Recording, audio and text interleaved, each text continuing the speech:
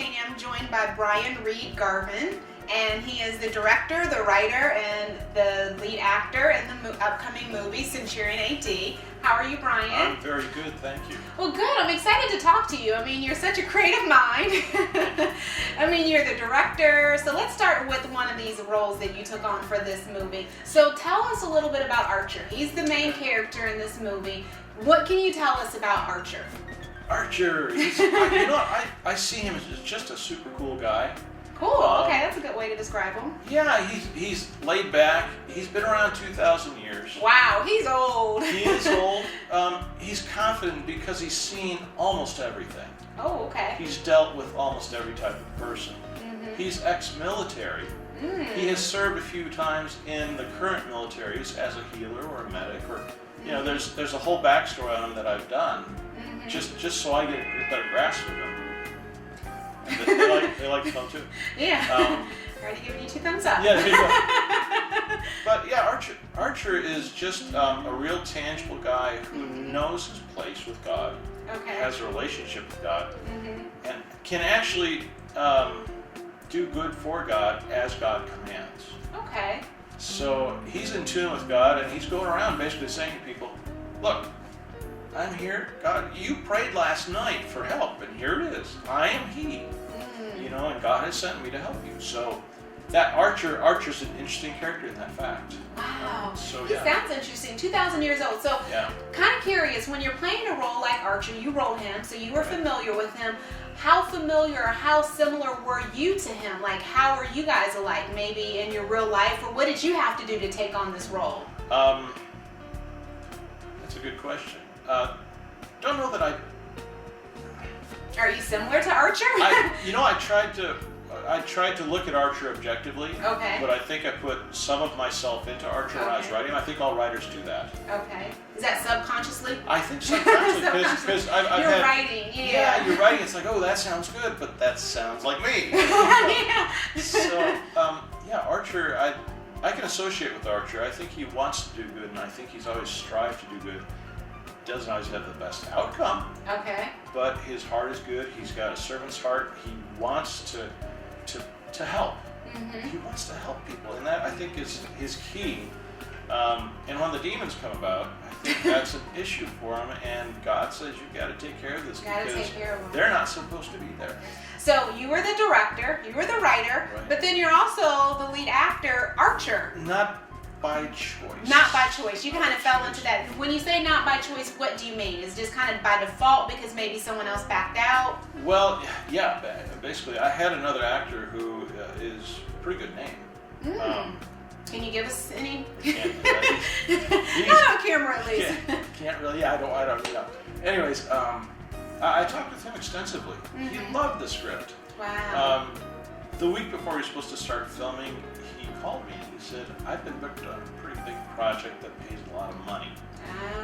I want to get married and I can't because I need to take this job to get married and do all this. And it's like, oh, okay. He goes, I'm going to be in Italy for a few months. I said, okay.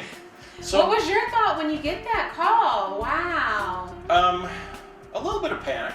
I'll be honest. I panicked. But at the same time, it's like, okay, what are my options? Okay. A filmmaker does not have many sure things that will ever come. Okay. What he does have is creativity and how to overcome an obstacle that's presented before him in every frame of film that you see. This he called me and canceled on me. 2 weeks before with the main character. Wow. Is big. Yeah. So. And so did you just say, God, am I supposed to now play Archer? Yeah, kind of. It's like, okay, nobody else knows the role. Okay. There's pages of dialogue to be said, and I must admit, there are times I had people reading lines to me, and I would mimic what they say while I'm on camera, because it was just, you pull a full day of shooting at other people, and then, from 8 a.m. until 10 p.m., you're filming other people, then 10 p.m. to 4 a.m. you're shooting yourself. Wow. After you've done all the directing and some of the camera work and Long days. Very long days. Wow. But you know what? But you made it happen. It's going to pay off. It's going to, I believe that will too. I bet. Now, you also have done a lot of other acting and other things. Can you kind of give us an idea of some of the other projects you've been involved in outside of just Centurion AD? Centurion AD. A few years back, the same team that you see here, Martin and myself, just Martin and myself, and Mark Elmer, we did a short called No Experience Needed, which we won 7 awards for. Wow, that's pretty impressive. For a short, I was like, all right. You know.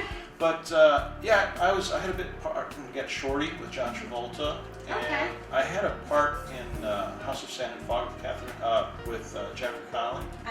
I think, if I remember right, my part actually ended up on the editing room floor. But Ben Kingsley's a nice guy, you know. I actually did Days of Our Lives for a while. Did you? Yeah, I used to watch that way back in the day. Yeah. way back in the day. So you've had a lot of interesting things. Yeah.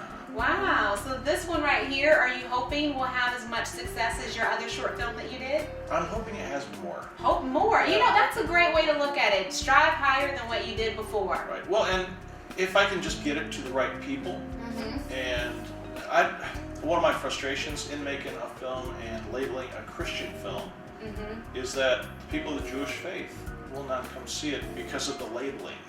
That is a huge concern of mine because it's a fun story.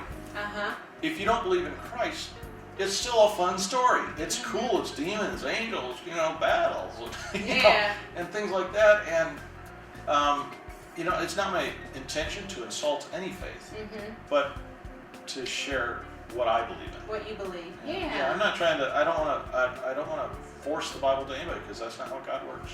Yeah, I want people to choose on their own. Exactly. And that's what hopefully moviegoers will have an opportunity to do. Go and see and make a decision for themselves. Yes, and it would not hurt me at all if they paid for matinee price. That would hurt. That's fine. Make a little money out of them in the process. So, well, we enjoyed talking to you, Brian. I think this is going to be a tremendous success. I am excited about it. I really am. I mean, after talking to the whole cast and crew today and getting a chance to kind of get a glimpse of it, I mean, it has me really excited. I think it's going to be good. So, glad you stuck with that vision. Yeah, well, it was great talking to you, and we look forward to seeing the movie when it's released. And so for now, we have been joined by Brian Reed Garvin. You're in the upcoming movie Centurion AD. So if you want to see it, you'll have to come check it out at a theater near you.